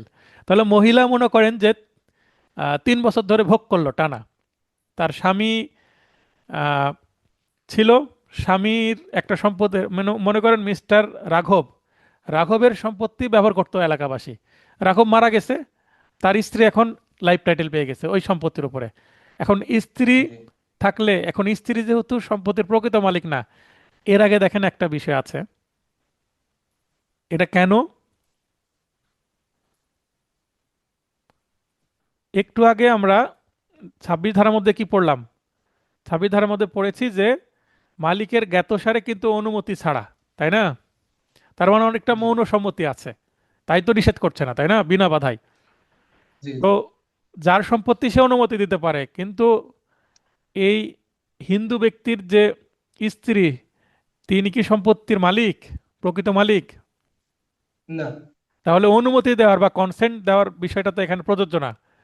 যেহেতু কনসেন্ট দেওয়ার বিষয়টা প্রযোজ্য না, তাই মনে করেন টানা 20 বছরের মধ্যে, 20 বছর পূর্ণ হওয়ার আগেই যদি ওই হিন্দু ভদ্রলোক মারা যায় এবং তার স্ত্রী যদি ওই সম্পত্তির লাইফ টাইটেল পেয়ে যায়, সেক্ষেত্রে, এবং অন্তত 3 বছর যদি তিনি বেঁচে থাকেন, ওই বিধবা হিন্দু মহিলা 3 বছর বেঁচে জি। থাকলেই ওই এজমেন্ট শেষ। আচ্ছা। মঞ্জুরিকৃত তৃতীয় ব্যক্তির জীবন সত্য, তৃতীয় ব্যক্তি কেন বলা হচ্ছে? প্রথম ব্যক্তি রাঘব, যে সম্পত্তির মালিক। আর দ্বিতীয় পক্ষ কি, ওই যে এলাকাবাসী যে সম্পত্তি ব্যবহার করত। আর তৃতীয় ব্যক্তি কি, ওই যে হিন্দু বিধবা মহিলা। ঠিক আছে? দ্বারা জি 3 বছরের অধিক দখল সুখাধিকারের লক্ষ্যে ভোগকৃত 20 বছর হতে বাদ যাবে। আর সরকারি হলে তো ওই সরকারি ক্ষেত্রে প্রযোজ্য না এটা, কারণ সরকারের তো আর স্ত্রী থাকে না, জি। সরকার তো একটা প্রতিষ্ঠান, যদিও জি জি মানুষ মিলে চালায়। তো এখানে 20 বছরের মধ্যে যদি ওই ভদ্রলোক যদি 20 বছর পর মারা যেত তাহলে সমস্যা হতো না, কিন্তু 20 বছরের মধ্যে তার স্ত্রী যদি চলে আসে, এবং স্ত্রী মিনিমাম 3 বছর বেঁচে থাকতে হবে বিধবা মহিলাকে, 3 বছরে যদি কম আচ্ছা। বেঁচে থাকে তাহলে কিন্তু আবার নো প্রবলেম। কারণ এই সুখাধিকার থেকে যাবে। সুখাধিকারকে নষ্ট করতে হলে ওই বিধবা মহিলাকে 3 বছর ওই সম্পত্তি ভোগ করতে হবে। দ্যাট ইজ দ্য পয়েন্ট আচ্ছা। অফ সেকশন 26, ওকে, 27। জি। তাহলে 26 এবং 27 উভয় ধারা কিন্তু এজমেন্ট নিয়ে। 28, সম্পত্তির অধিকার বিলুপ্তি, এক্সটিংগুইশমেন্ট অফ রাইট টু প্রপার্টি। আমার একটা সম্পত্তি আমি দীর্ঘদিন ফেলে রেখেছি। মনে করেন এই আইনটা অনেক পুরাতন, তাই না? 1908 সালের আইন। তো আমি জমিদার, আমার অনেক সম্পত্তি আছে, আমি কি করছি, ফেলে রেখেছি 1000 বিঘা সম্পত্তি। বা রাজা রাজা বাচ্চাদের সময় সম্পত্তি পড়ে থাকতো না? তো জি। জি। যখন ব্রিটিশরা আসলো এই আইনটা তৈরি করলো, দেখছে একটা অলস ব্যক্তি, অলস রাজা বা অলস একজন জমিদার, তো বলা হচ্ছে আপনি যদি 12 বছর ধরে সম্পত্তির খাজনা না দেন, তাহলে ধরে নিব যে এই সম্পত্তিতে আপনার দখল নাই, অন্য কেউ দখল করছে। তাহলে আপনার সম্পত্তি কেড়ে নিয়ে আরেকজনকে দিয়ে দেব, তার মানে আপনার জমিদারিত্ব চলে যাবে। আচ্ছা।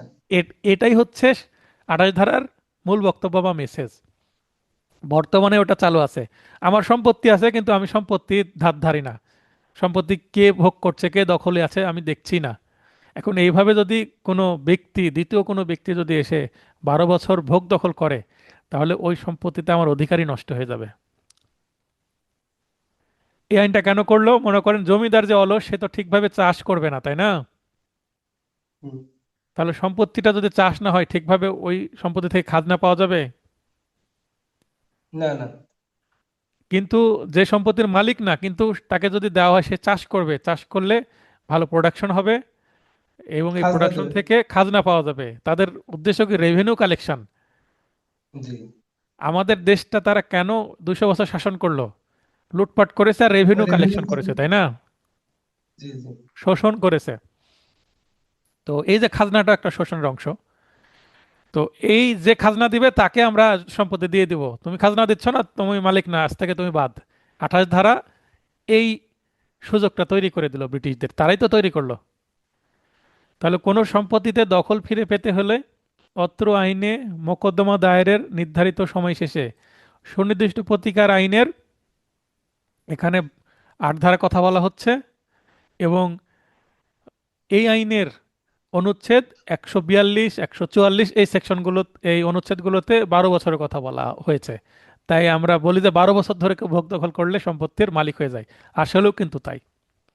উক্ত সম্পত্তিতে বাদীর অধিকার বিলুপ্ত হয়ে যাবে, অর্থাৎ বিবাদীর বিরুদ্ধ বা জবরদখল বলে সত্য, যেটাকে অ্যাডভার্স পজিশন অর্জন হবে। এই সেকশনটা এখনো কিন্তু চালু আছে বা বলবৎ আছে। কিন্তু এই সেকশনের সাথে সাংঘর্ষিক আরেকটা ক্রিমিনাল অ্যাক্ট পাশ হয়েছে, হচ্ছে কি, স্থাবর সম্পত্তি দখল সংক্রান্ত অপরাধ দমন আইন। হয়নি?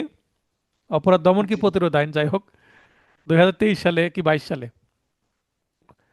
তো এই আইনে ওই যখন আইনটা পাশ হলো, ওই পাশের পরে কেউ যদি জোর করে দখল করতে থাকে, মানে রিসেন্টলি বেদখলকৃত মানে সম্পদের স্যার, ক্ষেত্রে ওইটা প্রযোজ্য। কিন্তু ওই আইনের মানে আগে কেউ স্যার, যদি জোর করে দখল করে থাকে, সেক্ষেত্রে এই জি, 28 ধারা প্রযোজ্য হবে। বুঝতে মানে পেরেছেন? 23 ধারার ওই আইনে স্যার, ওই যে যে শিরোনাম এসেছিল, ওই যে যা মানে কাগজ যার জমি তার, এই আইনটা কি স্যার? হ্যাঁ, হ্যাঁ। তার মানে দখল আমার না থাকলেও আচ্ছা। সমস্যা নাই, আমি দখল কেউ করেছে তার বিরুদ্ধে জোর করে দখলের জন্য আমি ক্রিমিনাল মামলা করতে পারবো। এটা জি। নতুন আইন হলো, ঠিক আছে? তা নতুন আইন জি। জন্মের পরে ওটা কার্যকর, এটা রেস্ট্রিকটিভ ইফেক্ট দেওয়া হয়নি। তার মানে 28 ধারা এখনো টিকে আছে। ওই আইনের আগে কেউ যদি জোর করে দখল করে 12 বছর পূর্ণ হয়, তাহলে 28 ধারা কাজে লাগবে, 28 ধারায় প্রযোজ্য হবে। কিন্তু ওই আইন পাশ করার পরে কেউ যদি নতুন করে মানে কারো সম্পত্তি জোর করে দখল করতে যায়, তাহলে কিন্তু ওই আইনে কিন্তু সে কি হবে, অপরাধী হবে। বুঝতে পেরেছেন? জি। জি। তার মানে 28 ধারা পুরাতন দখলের ক্ষেত্রে প্রযোজ্য, আর নতুন আইন নতুন দখলের ক্ষেত্রে প্রযোজ্য। মামলার কজ অফ অ্যাকশন যেদিন, মানে মামলা যেদিন ইফেক্টিভ হলো, মানে আইন যেদিন ইফেক্টিভ হলো, তারপর থেকে কজ অফ অ্যাকশন থাকলে গা ওই আইনে মামলা হবে। ঠিক আছে? জি। তখন 28 ধারার ভ্যালু থাকবে না। পঞ্চম অধ্যায়, সর্বশেষ অধ্যায়, এখানে সংরক্ষণ বা সেভিংস, আজকের সর্বশেষ অধ্যায়। মানে এবং সর্বশেষ ধারা 29 ধারা সংরক্ষণ বা সেভিংস। আপনারা এটা লিখতে পারেন যে প্রযোজ্য নয়, অত্র আইন প্রভাবিত করবে না, অর্থাৎ প্রযোজ্য নয়। আমি লিখেই দিয়েছি আপনাদের যে প্রযোজ্য নয়। কি প্রযোজ্য নয়? 1872 সালের চুক্তি আইনের 25 ধারা প্রযোজ্য না, মানে চুক্তি আইনের 25 ধারা যেটা বলা আছে সেটাই সঠিক, এই পুরো তামাদি আইন তার উপরে কাজ করবে না। বিশেষ আইনে উল্লেখিত ভিন্ন মেয়াদ অত্র আইনের 3 ধারা ও প্রথম তফসিল প্রভাবিত করবে না। প্রথম তফসিলে যেই মেয়াদি দিক না কেন, এখন নতুন একটা আইন হয়েছে, যেমন মনে করেন যে নারী ও শিশু নির্যাতন দমন আইন, এটা কিন্তু ক্রিমিনাল। এখন সিভিল জি মামলার ক্ষেত্রেও যেমন পারিবারিক পারিবারিক মামলার আপিল কত দিনের মধ্যে করতে হবে সেটা পারিবারিক আইনেই বলা আছে, বিশেষ আইন সেটা। ঠিক আছে? তো সেটা জি কিন্তু এই তামাদি আইন দিয়ে কাজ হবে না, কারণ বিশেষ আইন সবসময় সাধারণ আইনের উপরে থাকে। বিশেষ তারপর এই বিশেষই। আইনের 4, 9 থেকে 18, 22 ইত্যাদি ধারাগুলো প্রযোজ্য হবে না বিশেষ আইনের ক্ষেত্রে, এবং অত্র আইনের অবশিষ্ট আইনগুলো বিধানগুলো প্রযোজ্য হবে না। বিবাহ বিচ্ছেদ আইন, এই আইনে যে নিয়ম নীতি আছে সেগুলো কিন্তু তামাদি আইনের কোনো সেকশনে সেখানে কাজে আসবে না, কারণ বিবাহ বিচ্ছেদ আইন এক একটা ধর্মের মানুষদের ক্ষেত্রে এক একটা কাজে আসে। তো এটা হচ্ছে 1869 সালের আইনের কথা বলা হচ্ছে। তো মুসলমানদের ক্ষেত্রে কিন্তু আমাদের পারিবারিক আইন আলাদাই আছে, সেটাকে পার্সোনাল ল বলে, পারিবারিক আইনকে পার্সোনাল ল বলে। আর সর্বশেষ হচ্ছে 1882 সালের শোকাধিকার আইন, মানে শোকাধিকার বা এজমেন্ট রাইট অ্যাক্ট। 1882 আলাদা একটা আইন আছে, ওই আইনের আওতাভুক্ত এলাকায়, মানে সেই আইনে আইন করে কিন্তু বলে দেওয়া আছে যে কোন এলাকাগুলো শোকাধিকারের অন্তর্ভুক্ত হয়ে আছে। যেমন কিছু কিছু বন, তারপরে নদী, অভয়ারণ্য ঘোষণা করা হয় না? জি জি তো যেগুলো সংরক্ষিত স্থান এভাবে ঘোষণা করে দেওয়া হয়, তেমনি সুখাধিকার আইন করে কিছু কিছু এলাকাকে, যেগুলো এজমেন্ট রাইটের আওতায় সুখাধিকারে পরিণত হয়েছে, এভাবে ঘোষণা করে আছে কিছু এলাকা। তো সেই এলাকার জন্য অত্র আইনের 26 ধারায় 20 বছর ভোগ করতে হবে বা 60 বছর ভোগ করতে হবে সরকারি সম্পত্তি, বা এই যে 27 ধারায় এই যে লাইফ সত্ত্ব 3 বছর থাকলে এজমেন্ট রাইট পাবে না। এবং এখানে 2-5 যে ইজমেন্ট রাইটের যে সংজ্ঞা দেওয়া আছে 2 ধারার 5 উপধারায়, সেগুলোও কিন্তু কি কাজে আসবে না, কারণ সেই আইনে আলাদাভাবে বলা আছে, মানে সেটা একটু ডিফারেন্ট, কারণ সেটা একটা বিশেষ আইন তাই। তো বাকি যে ধারা 30, 31 এবং 32 সেগুলো কিন্তু বাতিল হয়ে গেছে, সেগুলো আমাদের জানার আর দরকার নেই। আমরা একটু আগে শেষ করলাম পার্ট 3। এই পার্ট 3-এর ধারা 12 থেকে 29 বিগত বার কাউন্সিল ও জুডিশিয়ারি পরীক্ষার এমসিকিউ প্রশ্নাবলী কিন্তু এখানে দেওয়া আছে, আপনি খুব সহজে কিন্তু দেখতে পাচ্ছেন এই প্রশ্নগুলো।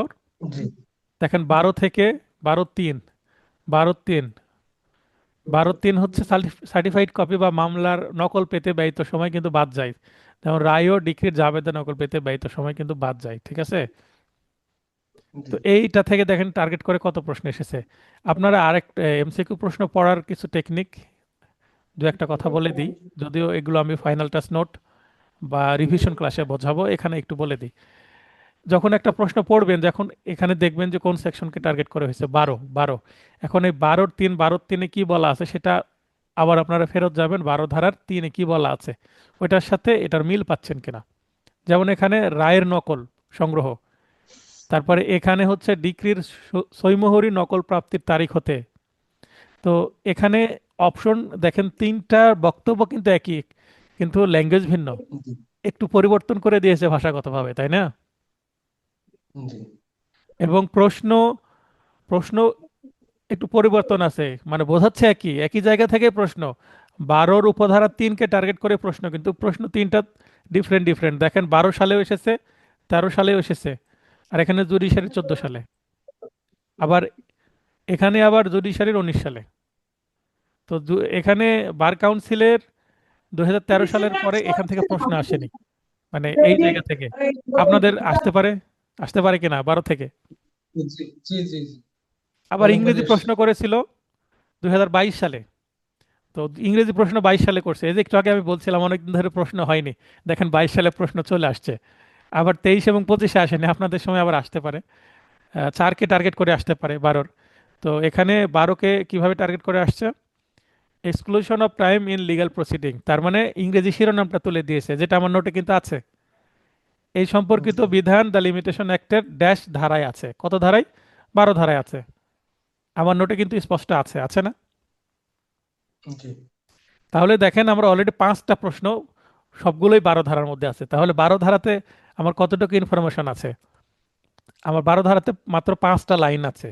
প্রথম লাইনে শিরোনাম বলা আছে এবং বাকি 4টা ছোট ছোট পয়েন্ট আছে। খুবই সংক্ষিপ্তভাবে আমি আমার নোটে তুলে ধরেছি পয়েন্টগুলো।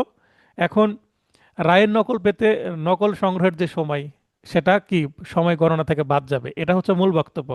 এখন রায় ও ডিক্রির জাবেদা নকল পেতে ব্যয়িত সময়, এই দুইটার বক্তব্য যে একই, এটা যদি উপলব্ধি করতে না পারেন, কিংবা ডিক্রির সইমোহরি, এখানে আবার জাবেদা বলছে, কি বলছে, জাবেদা নকল, এখানে বললো জাবেদা নকল। আর 3 নম্বর প্রশ্নে এসে সেটাকে বলছে সহিমোহরি নকল। ভাই জাবেদা নকল, সহিমোহরি নকল, সার্টিফাইড কপি বা সত্যায়িত কপি বা প্রত্যায়িত কপি, এই ধরনের যতগুলো বক্তব্য পেশ করব, ওই সার্টিফাইড কপিকেই বোঝাচ্ছে। এখন এতটুকু যদি আপনি উপলব্ধি না করেন, নেক্সট মনে করেন ইংরেজিতে প্রশ্ন করলো যে সার্টিফাইড কপি পেতে ব্যয়িত সময়। এখন সার্টিফাইড কপি কি জিনিস আমার নোটের মধ্যে কিন্তু নাই, আমি কিন্তু ক্লাসে বোঝাচ্ছি, বুঝিয়েছি। তো ক্লাসটাও আপনার ইম্পর্টেন্ট। যদি ল্যাঙ্গুয়েজ পরিবর্তন করে দেয়, তারপরে যদি ধরতে না পারেন, এই ব্যর্থতা কিন্তু আপনার, কারণ আপনি ক্লাসে মনোযোগী ছিলেন না, আপনি ক্লাস পরে ভিডিও দেখেননি, আমার নোট শুধু পড়ে চলে গেছেন। তার মানে হুবহু কমন দিতে পারবো এই গ্যারেন্টি তো আমি দিতে পারবো না, কারণ আমার আমার কাছে জি তার প্রশ্ন আসে না যে আমি প্রশ্ন দিয়ে দেবো।